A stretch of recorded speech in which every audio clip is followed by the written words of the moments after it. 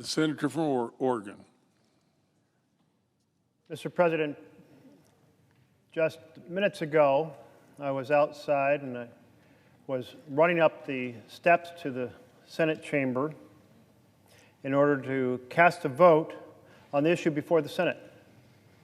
And the issue before the Senate was whether or not we would pass a bill to release the Epstein Files. As you run up those stairs, if you look back over your shoulder, you see there carved into the facade of the U.S. Supreme Court the 4 words, equal justice under law. Equal justice under law. What does that mean to us who grow up in America? It means that nobody is above the law. Not a politician, not a celebrity, not a billionaire, no one.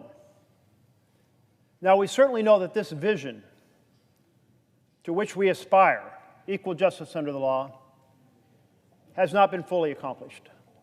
But we wrestle to move closer to that vision, to realize that vision.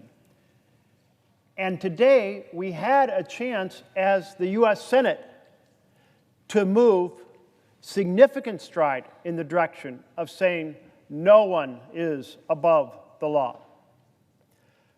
The legislation that was considered was an amendment form of a proposal that I had drafted to say, release the Epstein Files. And my co-pilot, Ben Ray Lujan of New Mexico, saying, release the Epstein Files. And indeed, many members on both sides have believed in this vision of transparency and accountability. Why? Well, because they value those words that are carved above the pillars of the Supreme Court, equal justice and law. They cherish that value in their heart, that we aspire towards a vision where everyone is accountable. Plus, in this particular case involving Jeffrey Epstein, every single one of us, all 100 senators, know that Jeffrey Epstein was a monster who groomed and abused underage children, a monster who trafficked girls to rich and powerful men, a monster who destroyed the lives of hundreds of young women. As I speak, the U.S. Department of Justice has files detailing the names of those connected to Mr. Jeffrey Epstein. It's been widely reported that in May, our Attorney General, Pam Bondi, informed President Trump that his name appears in the Epstein Files. But to be clear, just because a name is listed in the Epstein Files doesn't mean that that person was a collaborator in abusing young women.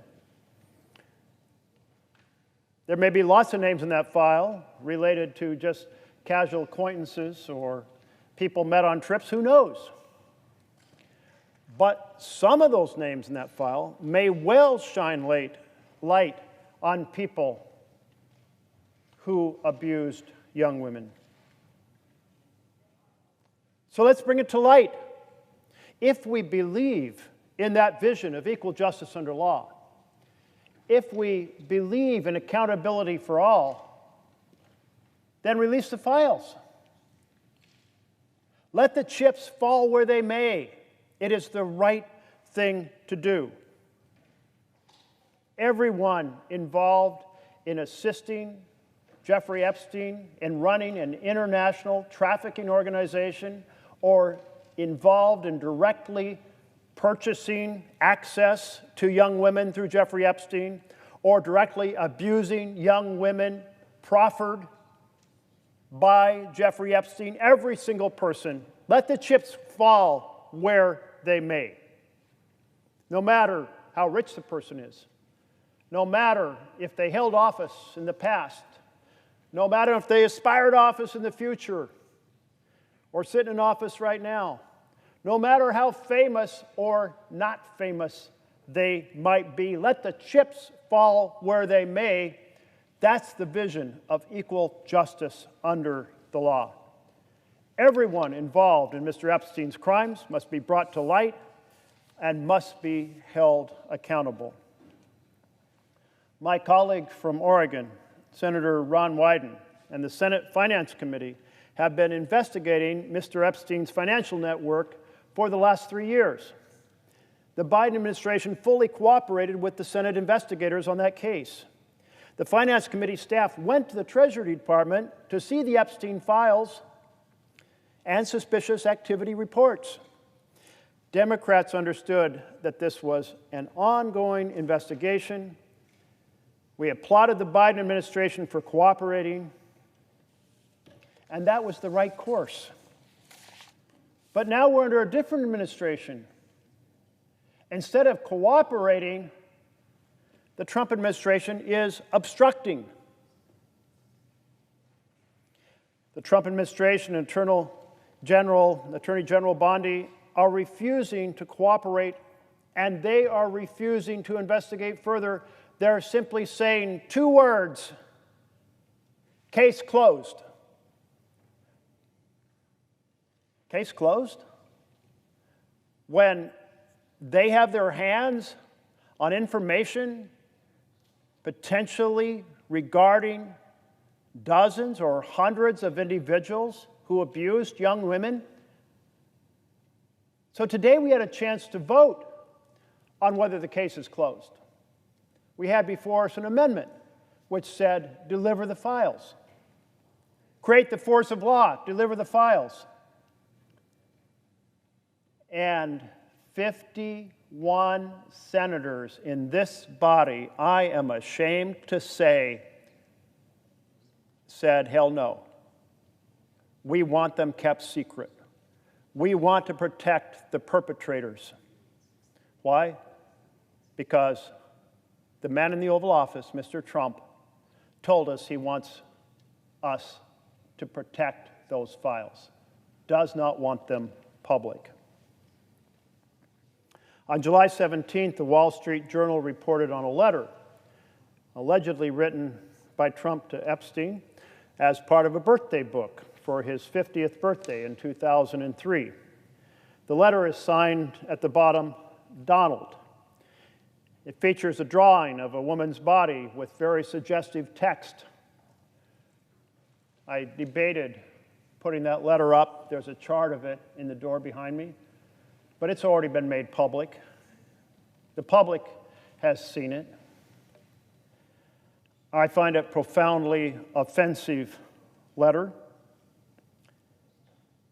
And as I passed by a stack of newspapers today, I saw a series of examples of Donald Trump's signature because Trump has said to the world, it's not my signature.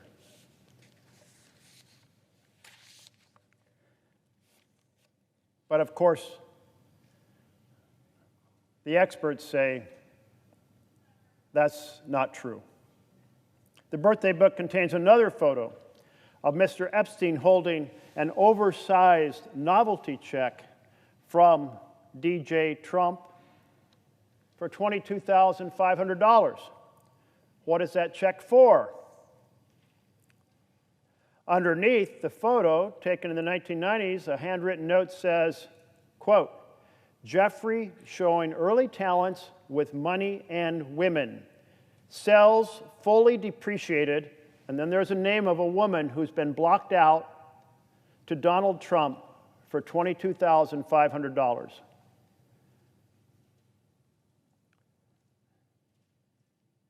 I don't know if a woman was sold to Donald Trump for $22,500. I don't know what it means to call a woman fully depreciated.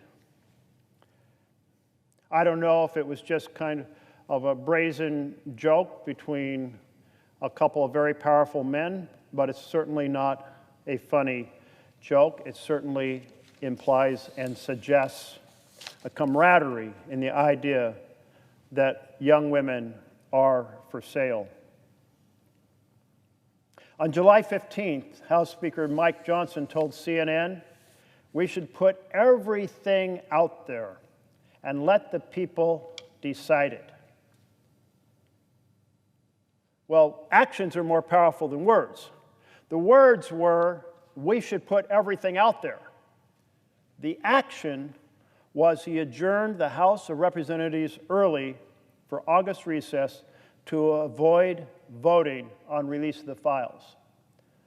Well, the House is back in session now. So I call on Speaker Mike Johnson to stand up for the principle carved above those pillars on the Supreme Court, equal justice under law, hold a vote in the House of Representatives on release of the files. The leader of the Senate told Fox News, I always am a believer in transparency. I think more is always better. Today we voted on transparency, and the vote from across the aisle was case closed, no transparency, no accountability. I certainly agree with the sentiment. It's time to put everything out there. The American people have been clear. They want these files released because they still treasure the idea that possibly powerful people in this chamber actually believe in the principles that we were raised on here in the United States of America of equal justice under law, that nobody is above the law. Still cherish that little seed of hope that maybe when we have a vote in this chamber, 100 senators will say, hell yes. But today, they were crushed because the majority said, hell no. Seal the file, protect the president, protect the powerful. To hell with justice for the victims, the young women who were so impacted, devastated by the activities of Jeffrey Epstein and his associates. The American people know better. They demand transparency. They demand accountability. They demand justice. The victims demand transparency. The victims demand accountability. And the victims demand justice. And we had a chance to deliver it today, and we failed them.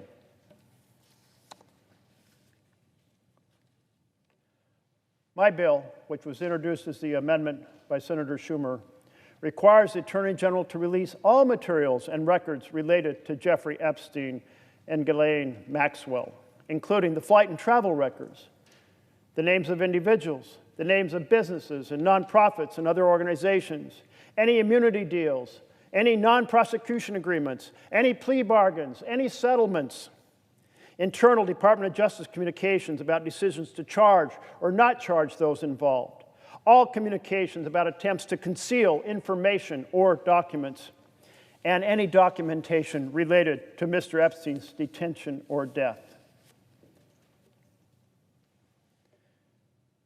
It makes one exception, and that exception is deleting the names of the victims involved. They should only be named if they choose to come forward. Let me quote from what this bill requires.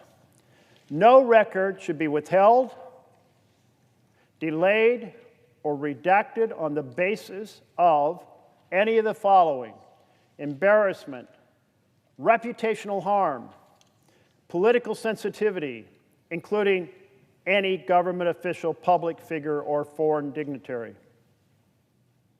But it will redact names of the victims and underage witnesses, including their personally identifiable information, depictions of their abuse, or information that would jeopardize an active federal investigation or national security.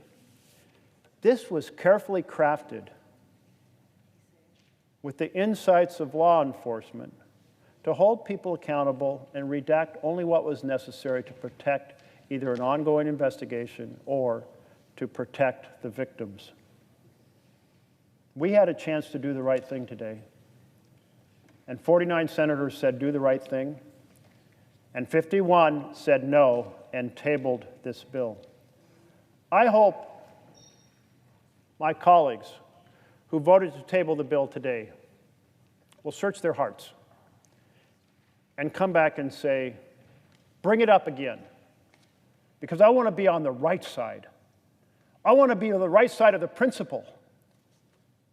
I want to be on the right side of the victims. I want to deliver on that little seed of hope that somehow, when push comes to shove, some powerful men in this chamber will hold other powerful men accountable. On behalf of every citizen who shares that vision across our country, who believes in the words carved above the Supreme Court, I and others will continue to press for accountability, for transparency, for justice.